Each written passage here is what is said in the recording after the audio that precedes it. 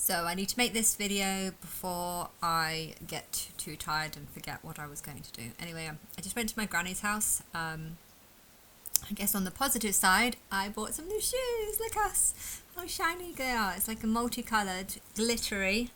You can see all the glitter on it. And they were supposed to be half price, so it was like £13 reduced to £6.50. But when I actually went to buy them, they were £3.90. And because of that, I bought a second pair, which has got all like pink, and they're very nice. They're not particularly comfortable to walk in, but I had just done a walk because I was going to my granny's, but I knew it was up at Wolverhampton, so I got a train to Wolverhampton, which was very close, and then I walked to New Cross with this hospital that she was at. She was having an eye surgery, and because of the anaesthetic, she couldn't just go home alone. And yeah, I got there. Well, I did some shopping first. Bought a really nice, like, it's got Bambi patterns, so that's got bottom and top. But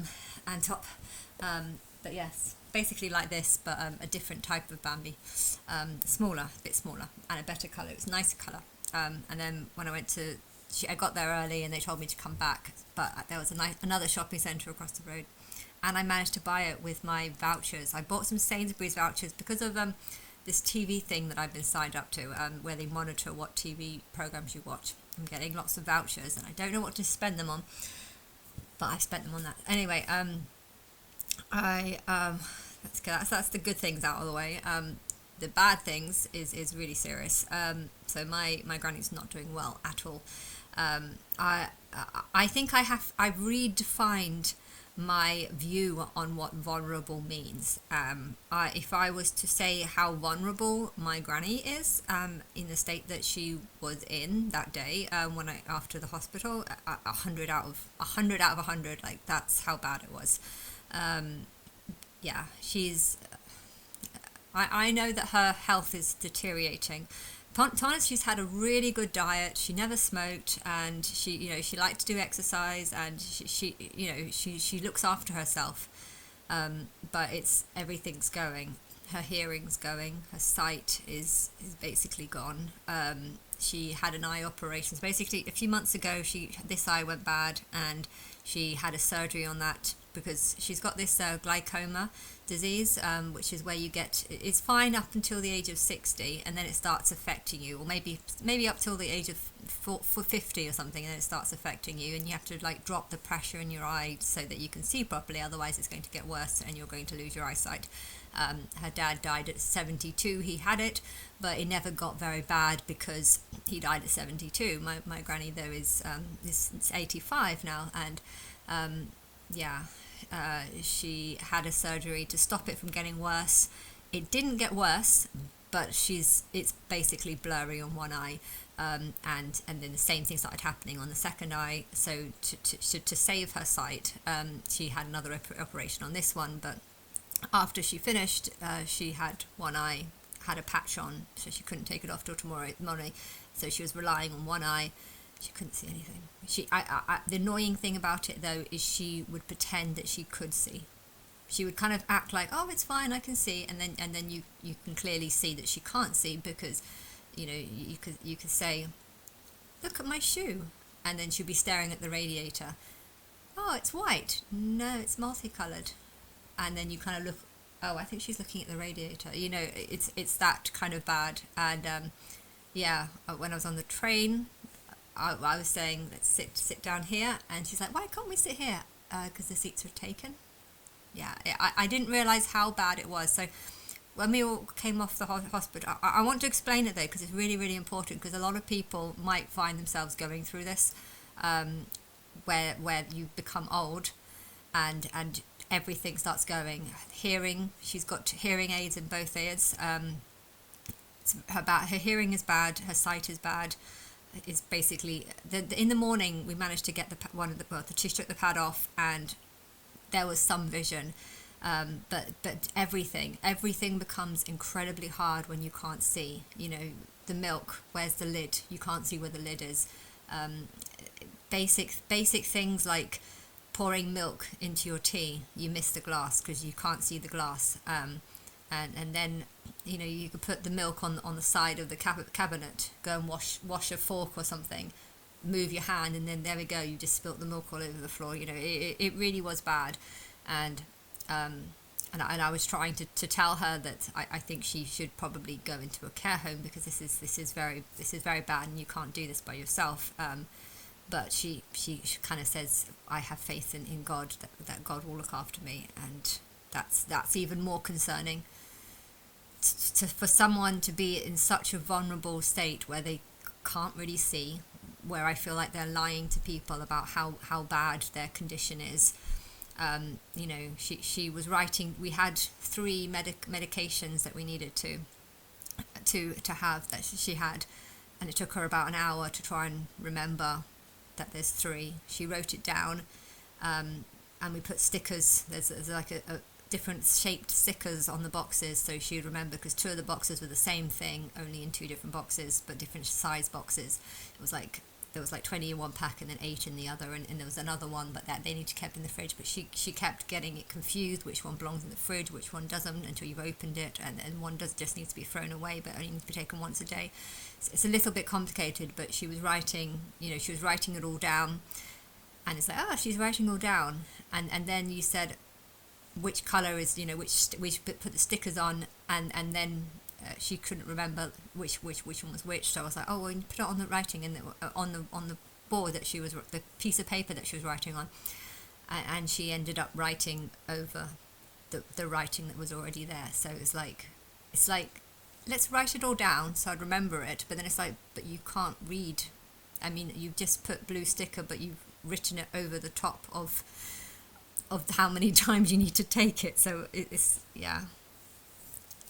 like she was pretending that she could see whilst not actually being able to see. And I don't know what to say, because I don't feel like she can look after herself. We after the hospital, she came back on a taxi. I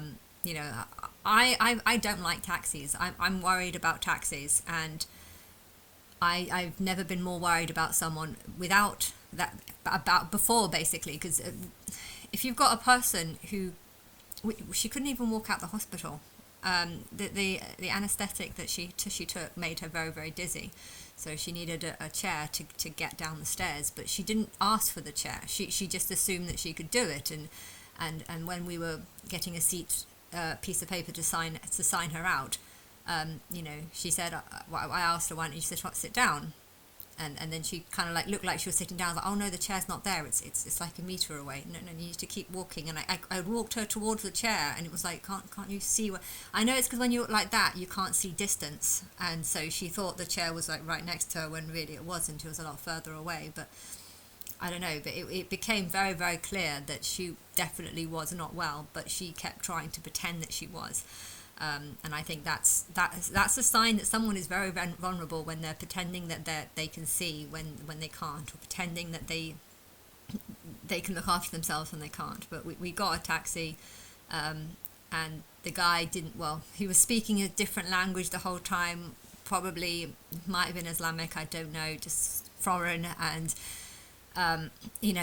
if he knew how vulnerable my granny was, I would have been very, very concerned for people, because I have a slight phobia of taxis, mostly because of the fee, fees going up and up. And I asked her how much, because she always goes to this hospital, which is a long way away from where she lives. It's about a 40-minute drive from her home, and yeah, if she was to get a bus there, she has to get a bus from her house to the station, from the station to this station. It's only one stop on a fast train. But then when you get out, you have to get on a second bus from that place to that place. And, I was always thinking, like, taxis are dangerous, don't get on a taxi. But now, but if you can't see, how are you supposed to know when the bus is coming? How are you supposed to know when if you're waiting at a bus stop, how are you supposed to know where the bus is there? How are you, if you think the car is a metre away when really it's a lot closer, or the other way around, you think it's far away when really it's much closer, you're going to get hit. If you can't see where the door is, a few times she tried to go through a door, and it wasn't it wasn't where the door was. It was clearly, it looked obvious to me, but it didn't to her. And I'm hoping that it's It's going to get better. That was when she had one eye. When she had one eye, she couldn't see anything at all. When she had two eyes, it was a little bit better. But basic things like getting on and off a train, it, you know, thinking you can sit down when really, okay, they had the outer seats were free, but the inner seats, the ones that were, the seats that were near the window were all taken. Hence why I was moving forwards, and she didn't know why I was moving forwards, and then she assumed that I'd gone forward, and then I came back and I was standing right in front of her and she still couldn't see me. So it was really bad, and I felt really guilty leaving her because she had a checkup the next day. I'm not explaining this very well. I had a big plan on how to explain this video about this, but during that, I'm dashing all over the place. I've got too many things to say. That's the problem. I've got too many things to say. But yeah, when I was in that taxi, I had loads of flashbacks or flashes of how awful it would be for an old lady that's in her condition if they were to just get a taxi off the street. You know, they are very, very, very vulnerable because if you say, I'm going to go somewhere, I've got 30 quid, you know, the taxi knows you got 30 quid.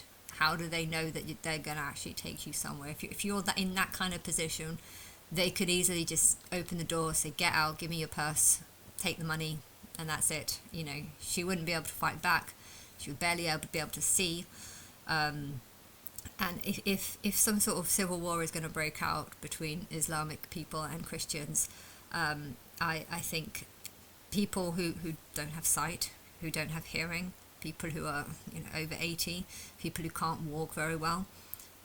She thought people who think they can do things when they can't, people who have got believe they've got God helping them and nothing bad will happen to them because God is helping them. You know, I don't think I can think of anyone that's more vulnerable right now than my granny. And you know, I thought I was vulnerable because I'm just a female and I'm not tall or anything or strong, and my health isn't very good. But yeah, she has reminded me that there are a lot of people in worse conditions. You know, her brother died. My mum is completely mad, and if my mum came over, she would be expecting her to look after my mum. So that's how mad my mum is, and my mum is completely useless at this. She would be expecting Granny to do everything. You know, I couldn't even let her do anything because she couldn't see anything. Like the evening that I was there, I really did need to be there because she definitely needed a proper carer because she couldn't see anything. You know, if you get something out the fridge, you don't really know what you've got, and basics like an orange on the table, she couldn't see it. The medication keep getting fused. It's also memory. It's not just the sight that she's lost. It's the hearing and it's the memory. There was a couple of things where we said, okay, this one goes in the fridge and that one goes on the table, and then she'll put one on the table, put one in the fridge, and then she'll take the one that's on the table and says, so this goes in the fridge. No, that one doesn't go in the fridge. And yeah, it was really bad. And I think she needs to go into a care home. And when I was talking about, I think maybe you should consider going into a care home, you know, she just brought up the topic, oh, we have to rely on God and just trust in God and everything will happen. No. This is how people get hurt. They think that God is going to look after them, and God doesn't look after them. You know, you need a physical person, like someone in front of you, you know. You could say whatever you want about God helping you, but if there's a milk at the end of the table, a big carton of milk at the end of the table, and you're washing your hands and you flick your hand because you can't see it, and you end up, you know, God's not going to stop that. It's going to happen, and it's, I don't know, but I've definitely redefined my view on vulnerable. And it's annoying to think that there are some people who claim that they are very, very vulnerable when there's real people like her who are probably, I don't know what she's claiming. She's not getting a mobility scooter or anything, but I think she needs it. She walks so slowly. I have seen her a few months ago. It was about a year, last Christmas. I saw her across the road, and you know, the car was miles away. The car was never going to hit her. And then I saw how slowly she was crossing the road, and then it was like, oh dear, she is actually walking. And then I was like, you know what, I'm gonna. It's weird how there are some people who can walk 10 times better than her, and they've got mobility scooters free from the NHS, but someone like her wouldn't get it because she would be so, no, I don't need it, I'm fine. No, you're not. And yeah, Um, I'm very concerned though about taxi drivers and people like her. You know, if there's going to be a war breaking out, people who own a home, you know, they're very vulnerable because of that. People who walk around with £60 in their purse, you know, if you're going on a taxi fare and the taxi knows you've probably got a few 20s in there, why should they take you if they could just take you outside, take your money, and then drive off? And if they know that you're not even going to remember, you know, if something bad was to happen, hopefully it won't. Hopefully it won't. But if something bad was to happen, they could easily take her purse, walk her out the taxi, drive off with all her money, and her phone and everything, and she wouldn't remember who picked her up, what she was like. She wouldn't even be able to see the taxi driver. You know, I don't think I've ever seen anyone in such a kind of vulnerable position, and it's really made me think that there should be, if Christians want to set up something,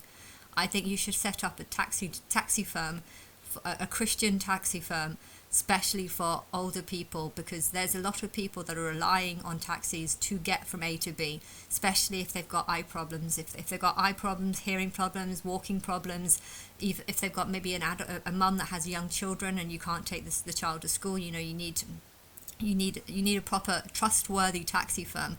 And you know, the guy who was a taxi firm was barely, he was on a phone talking in a different language for half the journey. And you know, I'm not saying that it's bad, because he wasn't actually on a phone. It was kind of like but it was just a distraction. It's a distraction. And you know, I was thinking in my mind, if I wasn't here, how safe would I be for how safe would this woman actually be? You know, I really don't think, I don't feel safe in a taxi. And then to just think of all, you know, the problems, not being able to see, hardly being able to hear, you know, having a couple of £20 notes on her, you know, and I asked her, have the taxi driver ever overcharged you? And she said no, but one time there was a lot of traffic, so we went round a different way, and the journey was £50. It's supposed to be 30, and she said she once got charged £50 because of traffic. But if you don't trust the taxi driver, or if you do trust the taxi driver and the taxi driver says, oh yeah, there's traffic, we can't go this way, we'll take you down a different way, you know, how do you know they're not lying to you? How do you know that there is actually traffic? Maybe there isn't traffic and they're just lying to you and told you that there's traffic. You know, my granny's very trustworthy. If someone says something, she'll just believe it. And you know, this is part of her Christian teaching. You know, she's very, very strongly believing in God and Jesus, and she kind of just takes people's word for it.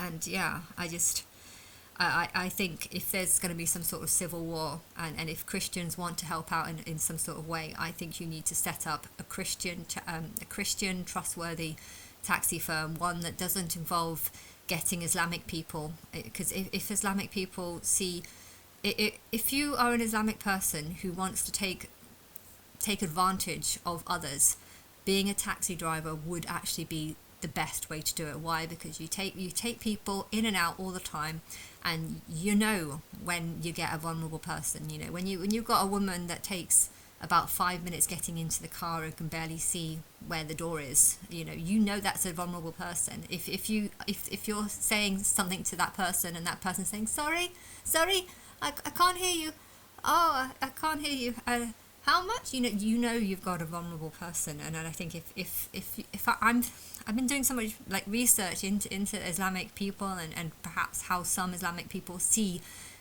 Westerners as being infidels and you know, dogs basically in some cases, and then to think that taxi drivers might actually be people that have these Islamic views, and yet they could be driving around some of the most you know, vulnerable people in society. You know, if a Christian charity want to do anything to help people, I think you need to set up a trustworthy firm that doesn't involve Islamic people driving around old ladies that might have all these conditions, because that's I don't know, but yeah, I would not want to be.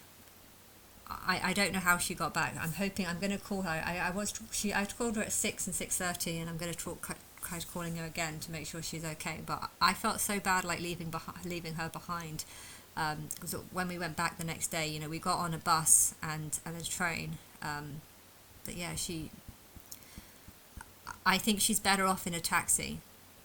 But having said that, during that taxi journey, I had so many bad visions of perhaps what could go wrong if if I wasn't there, and if it's an Islamic driver who doesn't like infidels and who sees old ladies as just vulnerable people.